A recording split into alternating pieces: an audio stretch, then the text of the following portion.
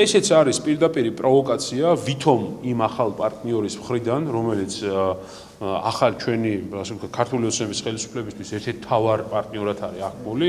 მოდი გავიხსენოთ პრემიერ-მინისტრის განცხადება ბოინგის 777-ის კატალემასთან ჩამოგდებასთან დაკავშირებით და უკრაინასთან მიმართებაში პრემიერ-მინისტრის განცხადება ნაცვლად იმისა, რომ პარტნიორი იყოს შენი უკრაინა და შენ მას დაუდგე გვერდში, რომ ხვალ შეიძლება მისი მხარდაჭერა საქართველოში დაგჭირდეს, დისტანცირებას აკეთებ ამ ყველაფრისგან და რაღაცა რბილი და თბილი სიტყვებით ესაუბრები პუტინის რეჟიმის შედეგია ის, რაც ხდება დღეს საზღვართან, რომ აქეთ გიორგიევსკის ლენტებს ურიგებენ ტურისტებს. კიდევ ერთხელ ეს კიდევ ერთი პროვოკაციაა და კიდევ ერთი, ასე ვთქვათ, მცდელობა იმის, რომ ბოლომდე დააჩოქონ ქვეყანა, ბოლომდე დააჩოქონ საქართველო და თუ გააგრძელებს ხელისუფლება იმ საგარეო პოლიტიკას, რაც დღეს არის, კიდევ უარესი იქნება სამწუხაროდ მსგავსი შედეგები. თუ გააგრძელებს იმას, რომ ცოცხალ ოკუპაციაზე რეალური რადიკალური ნაბიჯები საერთოდ არ გადაუდავს ჩვენ ხელისუფლებას და არც ერთ მოლაპარაკებაში წინა პლანზე არ დგას ის, რომ 100 ჰექტარი დავკარგეთ სრულიად ასე ვთქვათ,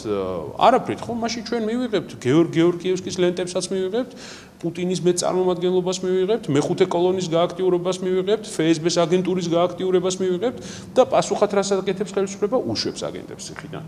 ხო? აი ეს არის დღევანდელი რაციონალური, ვითომ რაციონალური პროცესი, რაც მიდის. აზერბაიჯანი საზღვარს გვიკეტავს, უკრაინასთან ურთიერთობას ვაფუჭებთ და ევროკავშირთან ყველაფერს ვაკეთებთ იმისთვის, რომ ევროკავშირმა და ამერიკამ კიდე უფრო და უფრო რადიკალური განცხადებები გააკეთონ ჩვენთან მიმართებაში და რადიკალურ პროცესებს მისცენ დაუდონ სადავე, ხო?